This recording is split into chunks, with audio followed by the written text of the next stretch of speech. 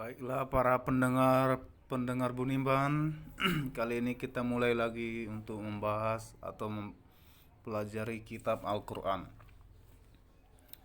Kita akan membahas kitab Al-Fatihah. Al-Fatihah ini terjemahannya adalah pembukaan ya. Mari kita memulai membaca. Dan seperti yang saya katakan di video sebelumnya, kita tidak akan membaca tulisan terjemahan yang ada tanda kurungnya ya. Nah, kita akan memahami arti-arti dari ayat-ayat ini agar kita tidak hanya sekedar menghafalkan saja, tidak tahu artinya. Oke, saya nih di layar setelah saya buka Al-Quran, mari kita baca Al-Fatihah. Bismillahirrohmanirrohim.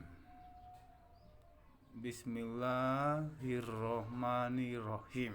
Oke, artinya dengan menyebut nama Allah yang Maha Pengasih lagi Maha Penyayang. Sepertinya saya tidak perlu membaca Arabnya. Kita hanya memahami pesan-pesan yang disampaikan ayat ini.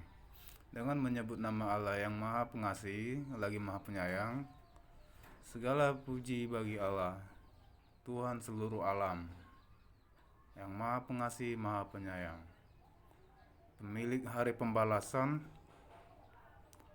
Hanya kepada Engkaulah kami menyembah, dan hanya kepada Engkaulah kami mohon pertolongan. Tunjukilah kami jalan yang lurus, jalan orang-orang yang telah Engkau beri nikmat kepadanya, bukan mereka yang dimurkai, dan bukan mereka yang sesat.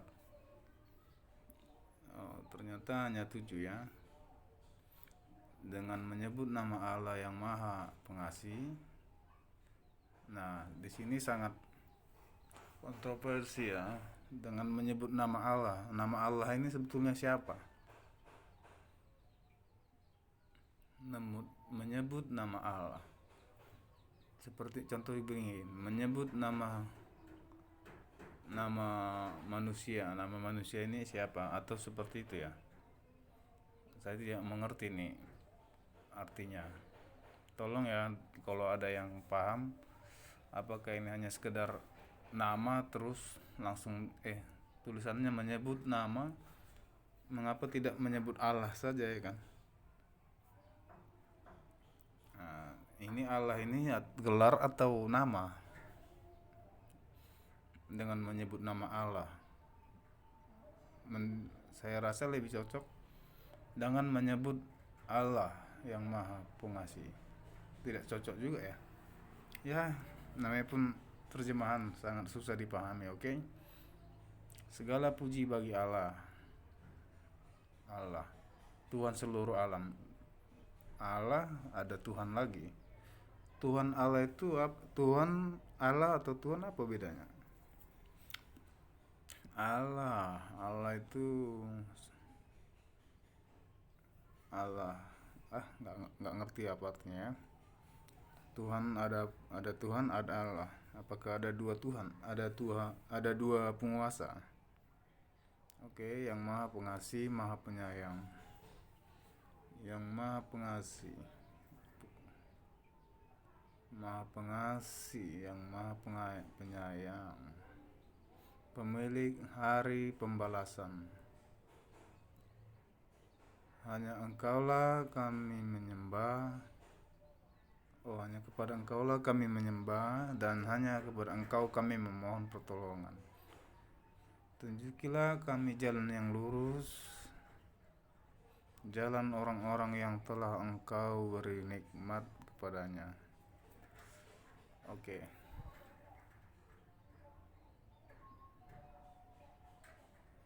Ya.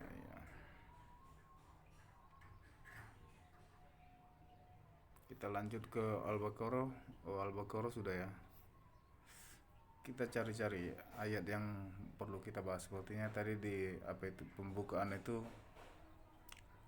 ya cukup bisa bisa dipahami ya. Oke, kita masuk ke Ali Imran. Ali Imran itu artinya keluarga Imran ya. Allah, tidak ada Tuhan selain Allah. Allah, maksudnya Allah, tidak ada Tuhan selain Dia. Oh, ya, ya. Bisa dipahami. Yang maha hidup, yang terus menerus mengurus ini, mengurus apa ya? Nggak ada ya. Jangan ditambah-tambahi dalam kurung ini. Yang terus menerus mengurus. Nah, mengurus ini bisa dipahami jadi kurus loh, yang terus menerus mengurus. Nah, jadi jangan asal terjemah ya. Kalau tidak paham menerjemahkannya, jangan asal diterjemahkan. Mengurus ini jadi kurus loh, bisa jadi kurus. Oke, lanjut. Dia menurunkan kitab kepadamu yang mengandung kebenaran, membenarkan sebelumnya. Loh, ada tuh kitab diturunkan yang sebelumnya dibenarkan. Yang mengandung kebenaran. Oh, kitab yang diturunkan ini maksudnya mengandung kata-kata membenarkan kitab sebelumnya.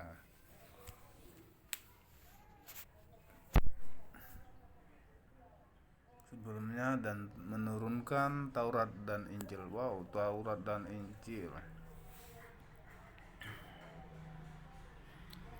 Nah, saya tidak paham ini artinya ini. Dia menurunkan kitab kepadamu yang mengandung kebenaran, membenarkan sebelumnya, dan menurunkan Taurat dan Injil. Ini siapa yang menerjemahkan ini? Di sini kitab yang baru diturunkan ini dan sesudahnya menurunkan Taurat dan Injil. Berarti Taurat dan Injil ini belakangan datangnya. Di sini ada kalimat dan menurunkan. Nah, berarti menurunkan kitab dan menurunkan Taurat dan Injil.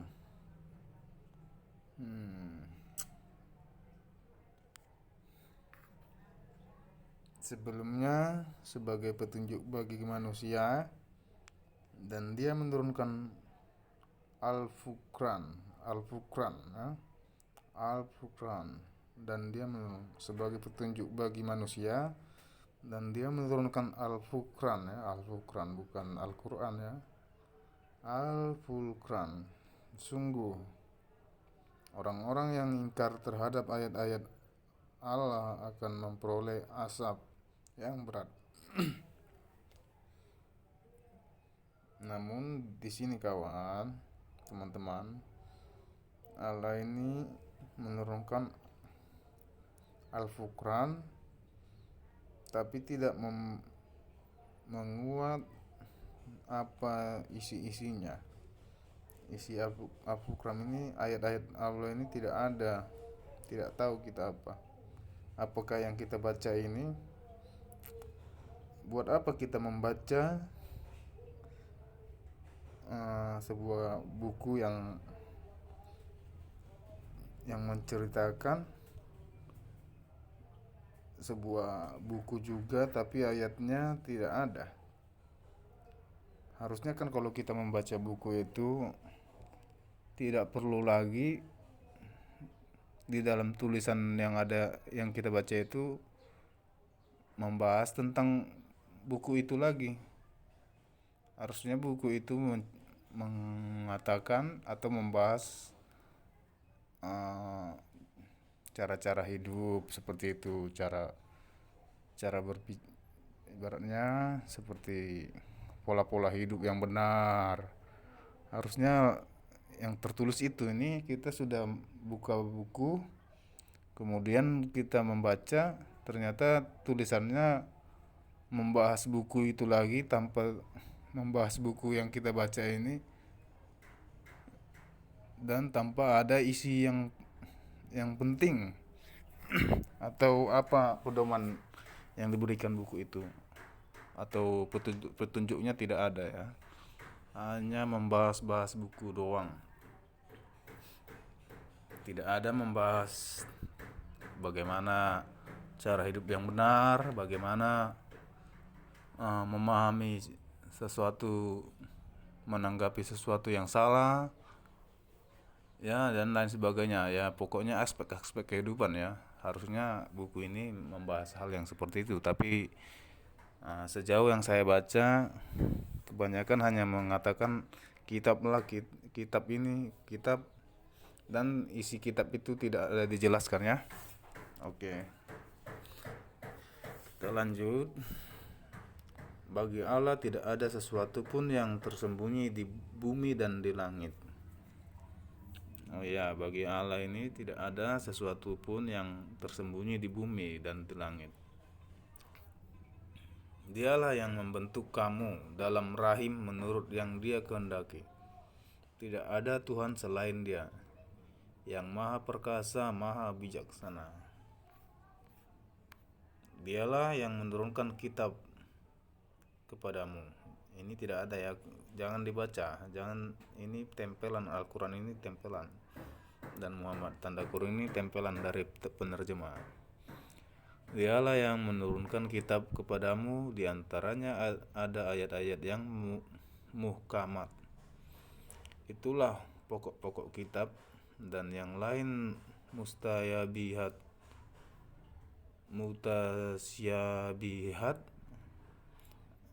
dan yang lain mutasyabihat. Saya tidak tahu arti mutasyabihat ini ya. Adapun orang-orang yang dalam hatinya condong kepada kesesatan, mereka mengikuti yang mutasyabihat. Mutasyabihat untuk mencari-cari fitnah. Harusnya ini kalau sudah terjemahan mutasyabihat ini harus diterjemahkan ya, biar pembaca paham. Masa tidak ada terjemahannya? Saya rasa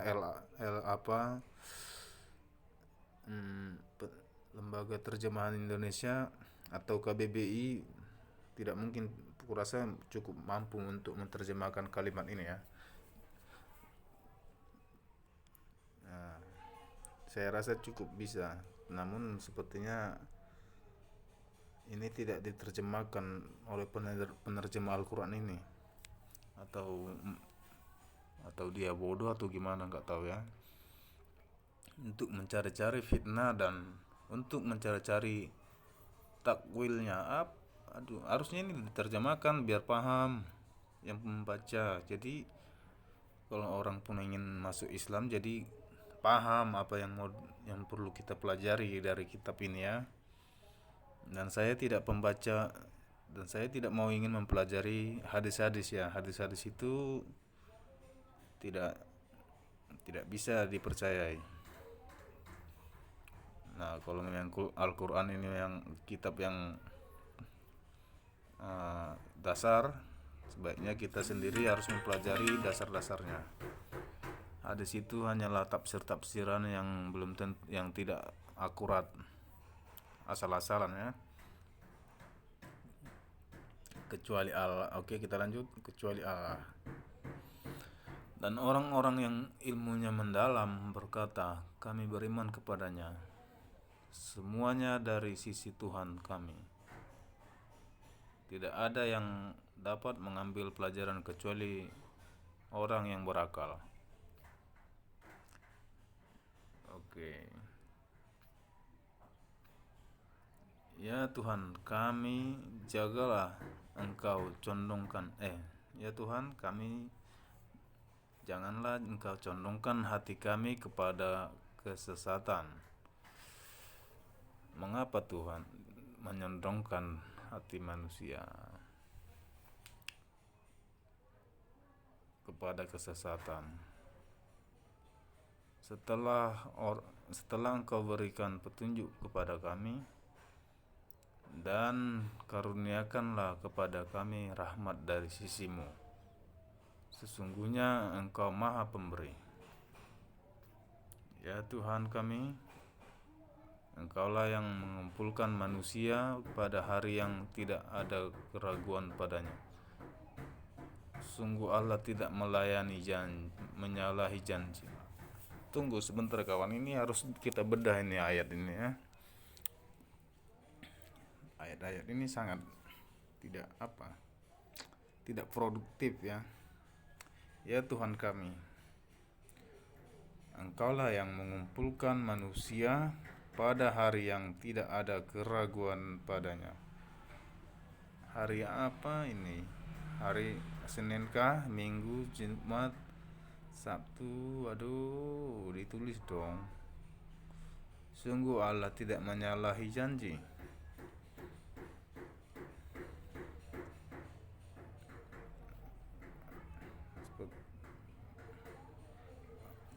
Saya rasa cukup dulu kawan ya. Mengapa saya setiap kali baca Al-Quran ini selalu pikiran otak saya jadi blank, tidak tahu arah yang mau, tidak bisa fokus membahas yang mana, tidak membahas satu persatu, lompat sana lompat sini, hanya sekedar mengatakan sungguh Allah tidak menyalahi janji. Ini ayat-ayat ini sungguh sangat membuat otak kita hang ya membacanya. Jadi sakit kepala. Jadi saya rasa saya sudahi dulu. Ya, kita lanjut lagi untuk video berikutnya karena kepala saya udah cukup sakit untuk membaca ayat ini. Yang saya ingin mencoba fokus belajar, namun kalimat-kalimat yang saya baca ini membuat fokusan saya jadi malah membuat kepala saya sakit karena tidak menemukan titik-titik yang objektif untuk dibahas ya. Oke, sekian dan terima kasih.